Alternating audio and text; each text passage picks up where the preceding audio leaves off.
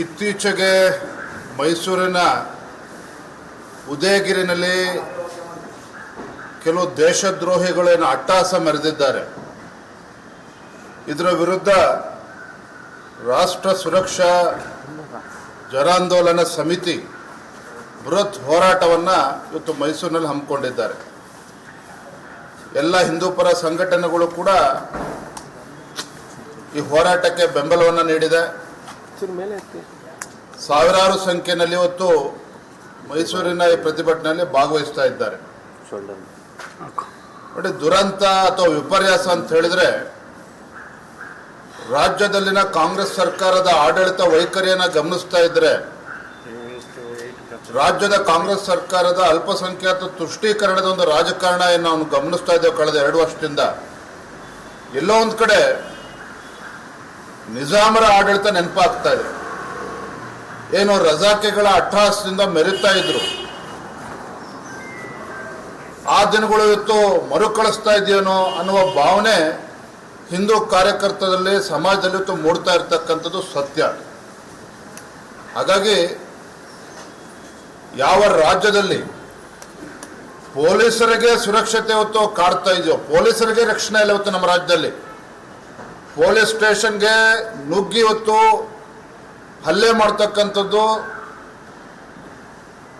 ಪೊಲೀಸರಿಗೆ ಹೆದರಿಸ್ತಕ್ಕಂಥ ಘಟನೆಗಳು ಪದೇ ಪದೇ ರಾಜ್ಯದಲ್ಲಿ ನಡೀತಾ ಇದೆ. ರಾಜ್ಯ ಸರ್ಕಾರ ಕೈ ಕಟ್ಕೊಂಡು ಕೂತಿರ್ತಕ್ಕಂಥದ್ದು ಒಂದು ಕಡೆ, ಮತ್ತೊಂದು ಕಡೆ ಸ್ವತಃ ಗೃಹ ಸಚಿವರು ಹೇಳ್ತಾರೆ, ಅಸಹಾಯಕರಾಗಿ ಹೇಳ್ತಾರೆ, ರಾಜೀನಾಮೆ ಕೊಡಬೇಕಾಗ್ತದೆ ಅನ್ನೋ ಮಾತನ್ನು ಕೂಡ ಅವರು ಆಡಿದ್ದಾರೆ. ಇವತ್ತು ಪೊಲೀಸ್ ಇಲಾಖೆ ಇವತ್ತು ಅಸಹಾಯಕರಾಗಿದ್ದಾರೆ ಅಂತ ಹೇಳಿದ್ರೆ, ಗೃಹ ಸಚಿವರು ಇವತ್ತು ಅಸಹಾಯಕರಾಗಿ ಮಾತನಾಡ್ತಾ ಇದ್ದಾರೆ ಅಂತ ಹೇಳಿದ್ರೆ, ಸಮಾಜದಲ್ಲಿ ಜಾಗೃತಿ ಮೂಡಿಸಿ ನಮ್ಮ ಸಮಾಜದ ಹಿಂದೂ ಸಮಾಜದ ರಕ್ಷಣೆ ಅನಿವಾರ್ಯವಾಗಿ ಇವತ್ತು ಹಿಂದೂ ಸಂಘಟನೆಗಳು ಇಳಬೇಕಾಗಿರ್ತಕ್ಕಂಥದ್ದು ಅನಿವಾರ್ಯ. ಹಾಗಾಗಿ ಮೈಸೂರಿನಲ್ಲಿ ಈ ಬೃಹತ್ ಜನಾಂದೋಲನದಲ್ಲಿ ಪ್ರತಿಭಟನೆಯಲ್ಲಿ ನಾವು ಕೂಡ ಭಾಗವಹಿಸ್ತಾ ಇದ್ದೇವೆ. ಈ ಸರ್ಕಾರಕ್ಕೆ ಎಚ್ಚರಿಸ್ತಕ್ಕಂಥ ಕೆಲಸವನ್ನು ಕೂಡ ನಾವು ಮಾಡ್ತಾ ಇದ್ದೇವೆ. ಎಲ್ಲ ಹಿಂದೂಪರ ಸಂಘಟನೆಗಳು ಸಮಾಜದಲ್ಲಿ ಜಾಗೃತಿ ಮೂಡಿಸ್ತಕ್ಕಂಥ ಕೆಲಸ ಕೂಡ ಮಾಡ್ತಾ ಇದ್ದಾರೆ. ಸರ್, ಬೃಹತ್ ಜ್ಯೋತಿ ಯೋಜನೆ ಮೂಲಕ ರಾಜ್ಯದ ಜನರಿಗೆ ಉಚಿತ ವಿದ್ಯುತ್ ಅಂತ ಹೇಳಿದ್ರು ಸರ್. KRCಗೆ ಎಸ್ಕಾಂಗಳು ಒಂದು ಮನವಿ ಸಲ್ಲಿಸಿದ್ದಾರೆ. ಅಂದರೆ ಸರ್ಕಾರ ಭರಿಸದೆ ಹೋದರೆ ಹಣ ಸಾರ್ವಜನಿಕರಿಂದಲೇ ವಸೂಲಿ ಮಾಡಿ ಅನ್ನೋ ಅಂತ ಒಂದು ಪ್ರಸ್ತಾವನೆ ಮಾಡೋಕ್ಕೆ ಅವಕಾಶ ಕೊಡಿ. ಈ ಪ್ರಶ್ನೆಗೆ ಮುಖ್ಯಮಂತ್ರಿಗಳು ಉತ್ತರ ಕೊಡಬೇಕಾಗ್ತದೆ. ನಾನು ಮೊನ್ನೆದನ್ನು ಕೂಡ ಪತ್ರಿಕಾಗೋಷ್ಠಿಯಲ್ಲಿ ಹೇಳ್ತಾ ಇದ್ದೆ, ಮುಖ್ಯಮಂತ್ರಿಗಳ ನಡವಳಿಕೆ ನೋಡಿದ್ರೆ ಆಲ್ ಈಸ್ ವೆಲ್ ಅನ್ನೋ ಭಾವನೆಯಲ್ಲಿ ಅವರು ಇದ್ದಾರೆ. ರಾಜ್ಯ ಬಹಳ ಸುಭೀಕ್ಷವಾಗಿದೆ, ಜನರೆಲ್ಲ ಬಹಳ ಸಂತೋಷದಲ್ಲಿದ್ದಾರೆ ಅನ್ನುವ ಭ್ರಮೆನಲ್ಲಿ ಅವರಿದ್ದಾರೆ. ಒಂದು ಕಡೆ KSRTCಗೆ 7,000 ಕೋಟಿ ಇವತ್ತು ಬಾಕಿ ಉಳಿಸ್ಕೊಂಡಿದೆ ರಾಜ್ಯ ಸರ್ಕಾರ. ವಿದ್ಯುತ್ ಕಂಪನಿಗಳಿಗೆ 6,000 ಕೋಟಿ ಇವತ್ತು ಬಿಲ್ಗಳು ಬಾಕಿ ಉಳಿಸ್ಕೊಂಡಿದೆ, PWD ಇರಿಗೇಷನ್ನು. ಇವರ ಯೋಜನೆಗಳ ಪರಿಣಾಮವಾಗಿ ಎಲ್ಲ ಇಲಾಖೆಗಳು ಬಾಗಿಲು ಮುಚ್ಚಾಕ್ತಕ್ಕಂಥ ಕೆಲಸ ಇವತ್ತು ಬಂದು ನಿಂತಿದೆ. ಇದಕ್ಕೆ ನಾವು ಬಜೆಟಲ್ಲಿ ಇವತ್ತು ಅಧಿವೇಶನದಲ್ಲಿ ಪ್ರಶ್ನೆನೂ ಕೂಡ ಕೇಳ್ತೇವೆ. ಮುಖ್ಯಮಂತ್ರಿಗಳು ಇದಕ್ಕೆ ಉತ್ತರವನ್ನು ಕೂಡ ನೀಡಬೇಕಾಗ್ತದೆ. ಮೈಸೂರಿನಲ್ಲಿ ನಿಷೇಧಾಜ್ಞೆ ಜಾರಿ ಮಾಡಿದ್ದಾರೆ ಸರ್. ಇದ್ರ ನಡುವೆ ಹೋರಾಟಕ್ಕೆ ಹೋಗ್ತಾ ಇದ್ದೀವಿ. ಪೊಲೀಸರು ಈ ಸರ್ಕಾರಕ್ಕೆ ಯೋಗ್ಯತೆ ಇದ್ರೆ, ತಾಕತ್ತಿದ್ರೆ ಅವತ್ತು ಯಾರು ದೇಶದ್ರೋಹಿಗಳು ಪೊಲೀಸ್ ಸ್ಟೇಷನ್ ನುಗ್ಗಿದ್ರಲ್ಲ ಅವತ್ತು ನಿಷೇಧಾಜ್ಞೆ ಹಾಕ್ಬೇಕಾಗಿತ್ತು. ಇವತ್ತು ಹಿಂದೂ ಕಾರ್ಯಕರ್ತರು ಪ್ರತಿಭಟನೆ ಮಾಡ್ತಾರೆ ಅಂತ ಹೇಳಿದ್ರೆ, ಈ ಸರ್ಕಾರವನ್ನು ಎಚ್ಚರಿಸ್ತಕ್ಕಂಥ ಕೆಲಸ ಮಾಡ್ತಾ ಇದ್ದಾರೆ ಅಂತ ಹೇಳಿದ್ರೆ ಸೆಕ್ಷನ್ ಅನ್ನು ಜಾರಿ ಮಾಡ್ತಾರೆ. ಯಾಕೆ ಅವತ್ತು ಆ ದೇಶದ್ರೋಹಿಗಳು ನುಗ್ಗಿದಾಗ ಏನು ಸತ್ತೋಗಿತ್ತು ನಿಮ್ಮ ಡಿಪಾರ್ಟ್ಮೆಂಟು? ಮಂತ್ರಿಗಳು ಏನಾಗಿದ್ರು? ಹಾಗಾದ್ರೆ ಈ ಹುಡುಗಾಟಿಕೆನ ಬಿಟ್ಟು ತಾವು ಮಾಡೋದೆಲ್ಲ ಸರಿ ಅನ್ನುವ ಭ್ರಮೆನಲ್ಲಿ ಇವತ್ತೇನು ಸರ್ಕಾರ, ರಾಜ್ಯ ಸರ್ಕಾರ ನಡ್ಕೊಳ್ತಾ ಇದ್ದಾರೆ. ಇದು ಖಂಡಿತ ಸರಿಯಲ್ಲ. ಇದು ಎಚ್ಚರಿಸ್ತಕ್ಕಂಥ ಕೆಲಸ ಎಲ್ಲ ಸಂಘಟನೆಗಳು ಮಾಡ್ತಾ ಇದೆ, ಹಿಂದೂಪರ ಸಂಘಟನೆಗಳು ಮಾಡ್ತಾ ಇದ್ದಾರೆ. ಮೈಸೂರಿನಲ್ಲಿ 144 ಸೆಕ್ಷನ್ ಅಲ್ಲ, ಯಾವುದೇ ಸೆಕ್ಷನ್ ಹಾಕಿದ್ರು ಕೂಡ ಈ ಹೋರಾಟವನ್ನು ತಡೆಯೋದಕ್ಕೆ ಸಾಧ್ಯ ಇಲ್ಲ. ಇತ್ತೀಚೆಗೆ ಮೈಸೂರಿನ ಉದಯಗಿರಿನಲ್ಲಿ ಕೆಲವು ದೇಶದ್ರೋಹಿಗಳೇನು ಅಟ್ಟಹಾಸ ಮೆರೆದಿದ್ದಾರೆ.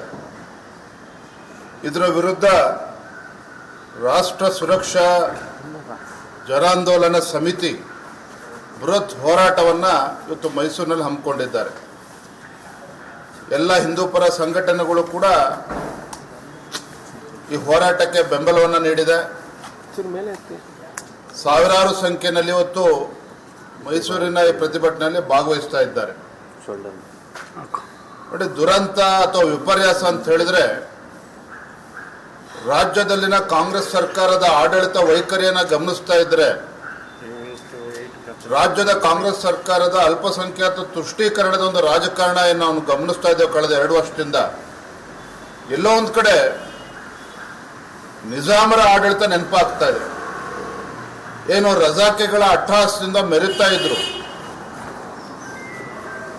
ಆ ದಿನಗಳು ಇವತ್ತು ಮರುಕಳಿಸ್ತಾ ಇದೆಯೇನೋ ಅನ್ನುವ ಭಾವನೆ ಹಿಂದೂ ಕಾರ್ಯಕರ್ತರಲ್ಲಿ, ಸಮಾಜದಲ್ಲಿ ಇವತ್ತು ಮೂಡ್ತಾ ಇರ್ತಕ್ಕಂಥದ್ದು ಸತ್ಯ. ಹಾಗಾಗಿ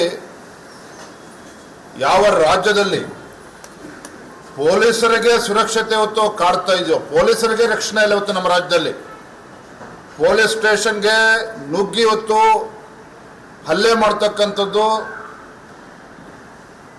ಪೊಲೀಸರಿಗೆ ಹೆದರಿಸ್ತಕ್ಕಂಥ ಘಟನೆಗಳು ಪದೇ ಪದೇ ರಾಜ್ಯದಲ್ಲಿ ನಡೀತಾ ಇದೆ. ರಾಜ್ಯ ಸರ್ಕಾರ ಕೈ ಕಟ್ಕೊಂಡು ಕೂತಿರ್ತಕ್ಕಂಥದ್ದು ಒಂದು ಕಡೆ, ಮತ್ತೊಂದು ಕಡೆ ಸ್ವತಃ ಗೃಹ ಸಚಿವರು ಹೇಳ್ತಾರೆ, ಅಸಹಾಯಕರಾಗಿ ಹೇಳ್ತಾರೆ, ರಾಜೀನಾಮೆ ಕೊಡಬೇಕಾಗ್ತದೆ ಅನ್ನೋ ಮಾತನ್ನು ಕೂಡ ಅವರು ಆಡಿದ್ದಾರೆ. ಇವತ್ತು ಪೊಲೀಸ್ ಇಲಾಖೆ ಇವತ್ತು ಅಸಹಾಯಕರಾಗಿದ್ದಾರೆ ಅಂತ ಹೇಳಿದ್ರೆ, ಗೃಹ ಸಚಿವರು ಇವತ್ತು ಅಸಹಾಯಕರಾಗಿ ಮಾತನಾಡ್ತಾ ಇದ್ದಾರೆ ಅಂತ ಹೇಳಿದ್ರೆ, ಸಮಾಜದಲ್ಲಿ ಜಾಗೃತಿ ಮೂಡಿಸಿ ನಮ್ಮ ಸಮಾಜದ, ಹಿಂದೂ ಸಮಾಜದ ರಕ್ಷಣೆ ಅನಿವಾರ್ಯವಾಗಿ ಇವತ್ತು ಹಿಂದೂ ಸಂಘಟನೆಗಳು ಇಳಬೇಕಾಗಿರ್ತಕ್ಕಂಥದ್ದು ಅನಿವಾರ್ಯ. ಹಾಗಾಗಿ ಮೈಸೂರಿನಲ್ಲಿ ಈ ಬೃಹತ್ ಜನಾಂದೋಲನದಲ್ಲಿ, ಪ್ರತಿಭಟನೆಯಲ್ಲಿ ನಾವು ಕೂಡ ಭಾಗವಹಿಸ್ತಾ ಇದ್ದೇವೆ. ಈ ಸರ್ಕಾರಕ್ಕೆ ಎಚ್ಚರಿಸ್ತಕ್ಕಂಥ ಕೆಲಸವನ್ನು ಕೂಡ ನಾವು ಮಾಡ್ತಾ ಇದ್ದೇವೆ. ಎಲ್ಲ ಹಿಂದೂಪರ ಸಂಘಟನೆಗಳು ಸಮಾಜದಲ್ಲಿ ಜಾಗೃತಿ ಮೂಡಿಸ್ತಕ್ಕಂಥ ಕೆಲಸ ಕೂಡ ಮಾಡ್ತಾ ಇದ್ದಾರೆ. ಸರ್, ಬೃಹತ್ ಜ್ಯೋತಿ ಯೋಜನೆ ಮೂಲಕ ರಾಜ್ಯದ ಜನರಿಗೆ ಉಚಿತ ವಿದ್ಯುತ್ ಅಂತ ಹೇಳಿದ್ರು ಸರ್. KRCಗೆ ಎಸ್ಕಾಂಗಳು ಒಂದು ಮನವಿ ಸಲ್ಲಿಸಿದ್ದಾರೆ. ಅಂದರೆ ಸರ್ಕಾರ ಭರಿಸದೆ ಹೋದರೆ ಹಣ ಸಾರ್ವಜನಿಕರಿಂದಲೇ ವಸೂಲಿ ಮಾಡಿ ಅನ್ನೋ ಅಂತ ಒಂದು ಪ್ರಸ್ತಾವನೆ ಮಾಡಿ ಅವಕಾಶ ಕೊಡಿ. ಈ ಪ್ರಶ್ನೆಗೆ ಮುಖ್ಯಮಂತ್ರಿಗಳು ಉತ್ತರ ಕೊಡಬೇಕಾಗ್ತದೆ. ನಾನು ಮೊನ್ನೆ ದಿನ ಕೂಡ ಪತ್ರಿಕಾಗೋಷ್ಠಿಯಲ್ಲಿ ಹೇಳ್ತಾ ಇದ್ದೆ, ಮುಖ್ಯಮಂತ್ರಿಗಳ ನಡವಳಿಕೆ ನೋಡಿದ್ರೆ ಆಲ್ ಈಸ್ ವೆಲ್ ಅನ್ನೋ ಭಾವನೆಲ್ಲ ಅವರು ಇದ್ದಾರೆ. ರಾಜ್ಯ ಬಹಳ ಸುಭೀಕ್ಷವಾಗಿದೆ, ಜನರೆಲ್ಲ ಬಹಳ ಸಂತೋಷದಲ್ಲಿದ್ದಾರೆ ಅನ್ನುವ ಭ್ರಮೆನಲ್ಲಿ ಅವರಿದ್ದಾರೆ. ಒಂದು ಕಡೆ KSRTCಗೆ 7,000 ಕೋಟಿ ಇವತ್ತು ಬಾಕಿ ಉಳಿಸ್ಕೊಂಡಿದೆ ರಾಜ್ಯ ಸರ್ಕಾರ. ವಿದ್ಯುತ್ ಕಂಪನಿಗಳಿಗೆ 6,000 ಕೋಟಿ ಇವತ್ತು ಬಿಲ್ಗಳು ಬಾಕಿ ಉಳಿಸ್ಕೊಂಡಿದೆ, PWD ಇರಿಗೇಷನ್ನು. ಇವರ ಯೋಜನೆಗಳ ಪರಿಣಾಮವಾಗಿ ಎಲ್ಲ ಇಲಾಖೆಗಳು ಬಾಗಿಲು ಮುಚ್ಚಾಕ್ತಕ್ಕಂಥ ಕೆಲಸ ಇವತ್ತು ಬಂದು ನಿಂತಿದೆ. ಇದಕ್ಕೆ ನಾವು ಬಜೆಟಲ್ಲಿ ಇವತ್ತು ಅಧಿವೇಶನದಲ್ಲಿ ಪ್ರಶ್ನೆನೂ ಕೂಡ ಕೇಳ್ತೇವೆ. ಮುಖ್ಯಮಂತ್ರಿಗಳು ಇದಕ್ಕೆ ಉತ್ತರವನ್ನು ಕೂಡ ನೀಡಬೇಕಾಗ್ತದೆ. ಮೈಸೂರಿನಲ್ಲಿ ನಿಷೇಧಾಜ್ಞೆ ಜಾರಿ ಮಾಡಿದ್ದಾರೆ ಸರ್. ಇದ್ರ ನಡುವೆ ಹೋರಾಟಕ್ಕೆ ಹೋಗ್ತಾ ಇದ್ದೀವಿ. ಪೊಲೀಸರು ಈ ಸರ್ಕಾರಕ್ಕೆ ಯೋಗ್ಯತೆ ಇದ್ರೆ, ತಾಕತ್ತಿದ್ರೆ ಅವತ್ತು ಯಾರು ದೇಶದ್ರೋಹಿಗಳು ಪೊಲೀಸ್ ಸ್ಟೇಷನ್ ನುಗ್ಗಿದ್ರಲ್ಲ, ಅವತ್ತು ನಿಷೇಧಾಜ್ಞೆ ಹಾಕ್ಬೇಕಾಗಿತ್ತು. ಇವತ್ತು ಹಿಂದೂ ಕಾರ್ಯಕರ್ತರು ಪ್ರತಿಭಟನೆ ಮಾಡ್ತಾರೆ ಅಂತ ಹೇಳಿದ್ರೆ, ಈ ಸರ್ಕಾರವನ್ನು ಎಚ್ಚರಿಸ್ತಕ್ಕಂಥ ಕೆಲಸ ಮಾಡ್ತಾ ಇದ್ದಾರೆ ಅಂತ ಹೇಳಿದ್ರೆ ಸೆಕ್ಷನ್ ಅನ್ನು ಜಾರಿ ಮಾಡ್ತಾರೆ. ಯಾಕೆ ಅವತ್ತು ಆ ದೇಶದ್ರೋಹಿಗಳು ನುಗ್ಗಿದಾಗ ಏನು ಸತ್ತೋಗಿತ್ತ ನಿಮ್ಮ ಡಿಪಾರ್ಟ್ಮೆಂಟು? ಮಂತ್ರಿಗಳು ಏನಾಗಿದ್ರು? ಹಾಗಾದ್ರೆ ಈ ಹುಡುಗಾಟಿಕೆನ ಬಿಟ್ಟು ತಾವು ಮಾಡೋದೆಲ್ಲ ಸರಿ ಅನ್ನುವ ಭ್ರಮೆನಲ್ಲಿ ಇವತ್ತೇನು ಸರ್ಕಾರ, ರಾಜ್ಯ ಸರ್ಕಾರ ನಡ್ಕೊಳ್ತಾ ಇದ್ದಾರೆ. ಇದು ಖಂಡಿತ ಸರಿಯಲ್ಲ. ಇದು ಎಚ್ಚರಿಸ್ತಕ್ಕಂಥ ಕೆಲಸ ಎಲ್ಲ ಸಂಘಟನೆಗಳು ಮಾಡ್ತಾ ಇದೆ, ಹಿಂದೂಪರ ಸಂಘಟನೆಗಳು ಮಾಡ್ತಾ ಇದ್ದಾರೆ. ಮೈಸೂರಿನಲ್ಲಿ 144 ಸೆಕ್ಷನ್ ಅಲ್ಲ, ಯಾವುದೇ ಸೆಕ್ಷನ್ ಹಾಕಿದ್ರು ಕೂಡ ಈ ಹೋರಾಟವನ್ನು ತಡೆಯೋದಕ್ಕೆ ಸಾಧ್ಯ ಇಲ್ಲ.